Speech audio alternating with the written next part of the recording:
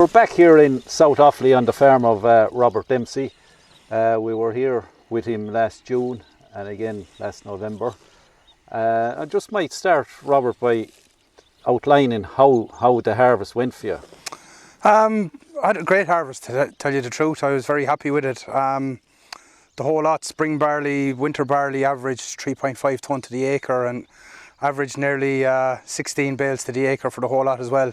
Now this field here actually had about 4.3 tonne to the acre and just 17 bales to the acre as well, which was great. And I suppose that kind of brings me on to how do we do it again, or how do I achieve that again?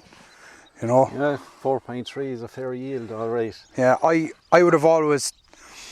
I was very surprised with the figures, because I would have kind of thought this land just wasn't able to produce that kind of a crop. I thought it was kind of down to the land and whatever, but look, it's done it once now, so I hope it can be repeated. Well, sure, that'll be the plan, says you. Yeah.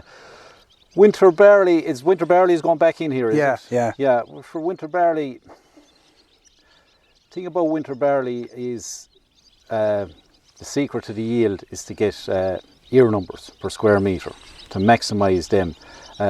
Problem with barley as regards yield is that on the 2 rows they only produce about one grain per node in the year. Therefore it's not able to store all the assimilated during the grain filling period. So the only way to overcome that is to have lots of heads, plenty of shoots with ears and plenty of seed on per square metre. And your planning for that starts now, so it does. And what, like, I suppose last year one of the things I did, I sowed earlier because I suppose the year before we kind of got caught and a good spell of weather came, and I just kind of said I'm going to sow it now and chance it. Now I think that was around the 20th of September when this field was actually sown. But I'm kind of looking at the forecast now, and next week is kind of giving good. I know that's kind of early September, but what would you be kind of thinking? Is that too early to be going? The very earliest I'd be going in would be the 20th of September. Yeah. But you'd also have to be mindful that you will have a BYDV threat at that stage as well. Yeah. So and what, I suppose, when would you be coming in with that first aphicide? If you're sowing that early, the first spray aphicide would have to come in at 1 leaf. And that would probably be the first week of October. Yeah, so as soon as I kind of see it, really, you wouldn't be waiting for them all to come up, even if there was a few just there. Would you go in and spray them, or would you wait for them all to kind of appear? I would nearly wait till you see where you're going in the tram lines. All right. Put in your aphicide then, and put in your weed control. You have a problem with sterile brome in this farm, so the earlier you get in with that, you'll probably be a flufenicid based product. The earlier you get in with that, the better as well. Yeah, yeah. Now that still won't get you out of the woods. You'll probably have to come in again at the end of October with another aphicide. Yeah. All right.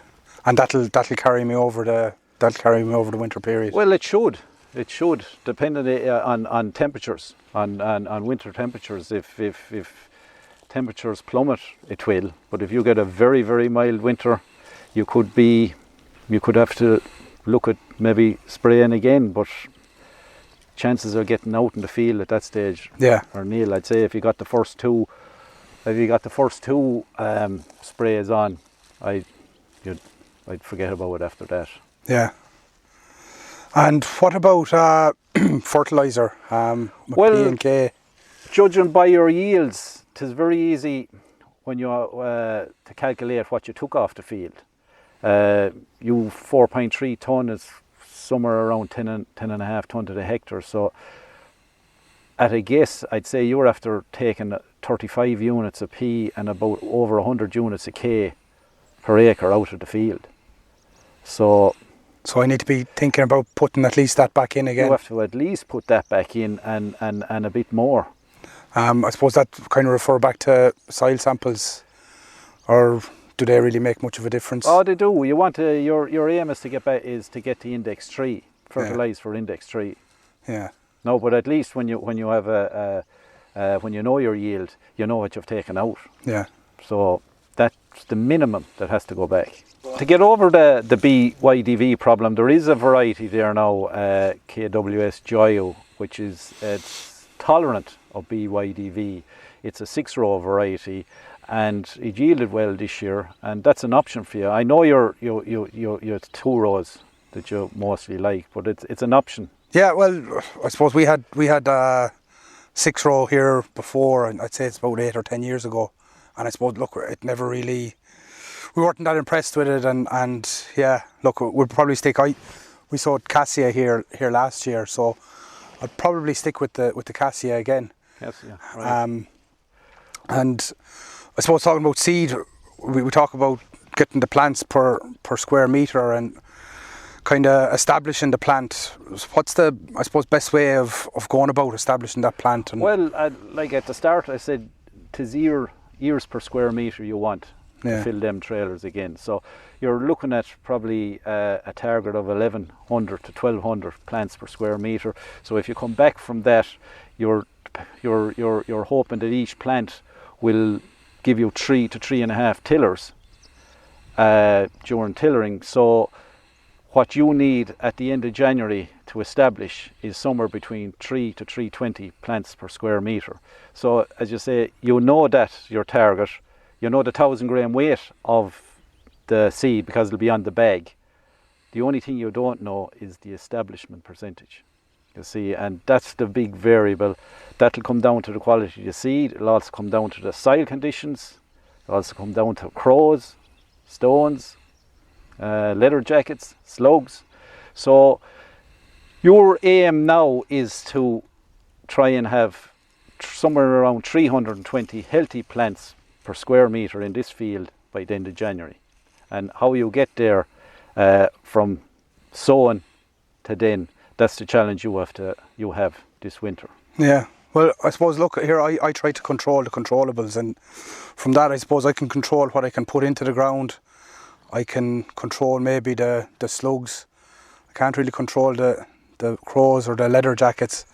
So what, I suppose where to start, look, if I'm going to sow around the 20th of September, what should I be setting my seeder at? Like, how much should I be putting in? Right, certified seed is about 95%. So after a good harvest, so it should be all 95 plus. So there's your target. But I think to compensate for some of the things that you can compensate for, you need to be bringing your establishment percentage back to about 85. So you, as I said before, you know the 1,000 grain weight will be on the bag, and your target is 320 plants. So 15% more is probably in the region of somewhere between 350 seeds to 400 seeds per square metre. All right. That's what you need to establish to sow. Yeah. And as I say, establishing means getting it to germinate, getting it to come over the ground, and then trying to keep it there so that it's in the fit and healthy state at tillering. Yeah. Plus the fact from your yields, we know how much P and K you have to put back. Yeah, so that goes in same time. I would put it out at sowing. Yeah, you know, the whole lot of it. Yeah, the whole lot of the P and K. All right. Just before we go, James, you can see this field is fairly dirty. I was considering spraying it off before I plough it, and I was just wondering, do you think it's a good idea? And I suppose after spraying it, how long do I have to plough it, or what's the best practice there? Well, I would spray it there because the farm has a problem with sterile brome. Now that's mostly meadowgrasses there, but I would spray it off with Roundup to keep control of your grass weeds. Your docks there, you're not going to do anything to your docks. Them docks are going to grow over the winter. You're going to have to come out with a broadleaf herbicide in the spring to control them docks. But definitely I would burn it off. As regards ploughing, you could plough a week after you spray. All right. Yeah. Okay. Okay. Listen, I just want to thank Robert for inviting us onto his farm. We know what our target is. His target there is to establish 320 plants. So hopefully when we come back here in the end of January, we'll have somewhere in the region of that. Again, thanks again, Robert. Yeah, and thanks, James. Tune in for more.